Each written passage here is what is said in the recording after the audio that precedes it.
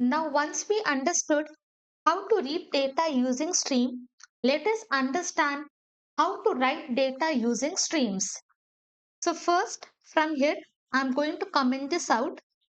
Below this, inside this FS module, we are having access to create write stream. Inside this, we have to give the file path where data has to be written. So whatever data I'm having inside the stream 1, entire data I just want to read in another file. But as of now, I have not created any file inside this folder, but still I will be passing this file path stream2.txt. So what it will do, if we are having the file, then data will be written. If we are not having the file, then first it will be creating the file and after that data will be written. And this entire value I'm just going to assign to the variable write stream. Okay, simply we have created this write stream. But now as soon as my data event is fired, entire chunk of data will be received from the stream 1 and that chunk of data I have to write inside this writable stream. So I will copy. On this we are having access to write method. Inside this I will be passing chunk. So which means whatever data I have received from the stream 1 using readable stream, entire data, whatever received in chunk, entire data, I just want to write inside this stream2.txt. Now just focus on this left side. I will open terminal, run this application. As soon as I hit enter, I will have new chunk received, data is read, and after that I am having no more data to read and left hand side stream2.txt is created and inside that whatever text I am having inside the stream 1 entire text will be displayed. Again if I run you can see data is already written.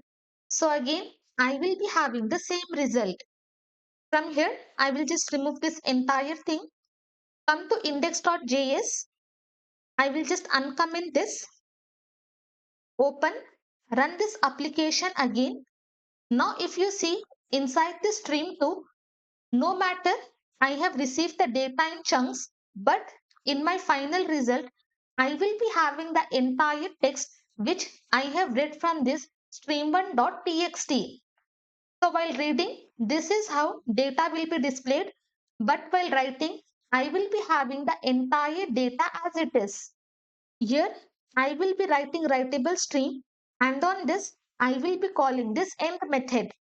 So using this end method, we are closing our writable stream after all the data is written. Again, I will save. Come here, remove this. Again, I will just run, hit enter. So what it will do, it is simply going to close this writable stream. And for this also, we can handle error. Same thing. Here I will be writing writable stream on error callback function. I will write here log. Inside this, I will write error while writing data. Okay. If you are having any error while writing the data, simply this error event will be fired and whatever message we are having that will be displayed in this terminal. And finally, we are having this finish event and this event will be fired when all the data has been flushed to the underlying system. So here what I will do, I will just call that writable stream on. Here I will be writing finish event. So when this event will be fired, when all the data is returned to the writable stream, then this event will be fired. Inside this, I will write log. Here I will write the message writable stream finished writing all the data. I will save it, remove this entire thing. I'm just going to run node index. Now if you see at the end, this event will be fired and I will be having this message.